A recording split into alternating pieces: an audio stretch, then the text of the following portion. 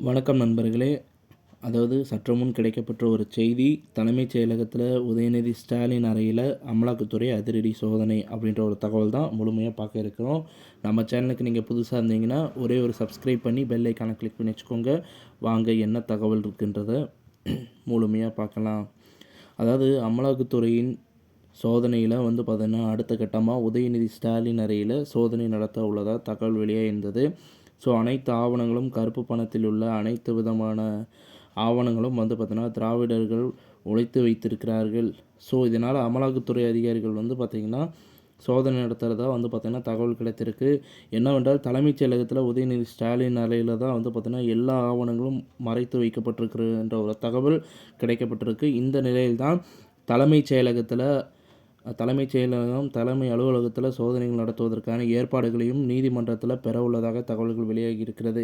இந்த நிலையில்தான் தலைமைச் செயலகத்தில் நமது முதல்வர் ஸ்டாலின் அவர்கள் தலைமை செயலகத்திற்கு பெரிய படைகளுடன் பாதுகாப்பு ஏற்பாடுகள் செய்திருக்கிறதாகவும், முதல்வர் ஸ்டாலின் அவர்கள் தலைமையில் நடைபெறக்கூடிய நமது ஆட்சி மிக மிக மோசமாக இருக்கிறது. இந்த நிலையில் தலைமை அலுவலகத்திற்கு 3வது முறை அமலாக்கத்துறையினர் சோதனை செய்வதே மிகப்பெரிய கேவலம் என்று இணையதளத்தில் சவுக்கு சங்கர் அவர்கள் பதிவிட்டிருக்கிறாரு.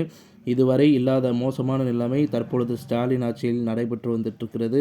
தலைமை அலுவலகத்தில் சோதனை நடத்துவது மிகப்பெரிய கேவலம் என்று இணையதளத்தில் சவுக்கு சங்கர் அவர்கள் கூறியிருப்பதும் குறிப்பிடத்தக்கது. 30,000 கோடி ஊழல்களில் இது 2 ஆண்டுகளில் முதல்வர் ஸ்டாலின், அவரது மகன், அவரது மருமகன் சபரீசன் போன்றவர்கள் செய்தார்கள் என்று வெட்ட வெளிச்சத்திற்கு கொண்டு வந்த பிடிஆர் அவர்களின் நிலைமை பார்த்திங்கன்னா தற்பொழுது தொழில்நுட்பத்துறைக்கு மாற்றப்பட்டிருக்கிறது. ஸோ ஸ்டாலின் அவர்களுக்கு எதிராக யாராவது பேசினால் அவரது பதவியும் பறிக்கப்படும், இல்லை என்றால் மாற்றப்படும் என்பது இதுவே உதாரணமாக இருக்கிறது என்றும் இணையதளத்தில் கூடுதலாக பதிவிட்டிருக்கிறார் சவுக்கு சங்கர் அவர்கள்.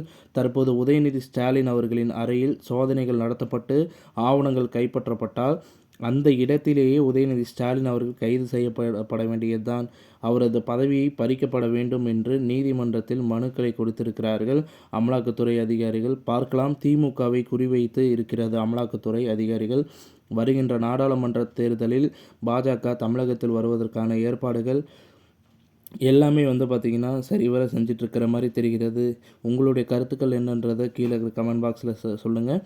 எதற்காக திமுகவினரை குறிவைத்திருக்கிறது அமலாக்கத்துறையின் இந்த நடவடிக்கை? இந்த அதிகாரிகளின் சோதனை தலைமைச் செயலகத்தில் நடைபெற்று கொண்டிருக்கிற இந்த சோதனை நடத்துவது சரியா அல்லது முறைகேடா?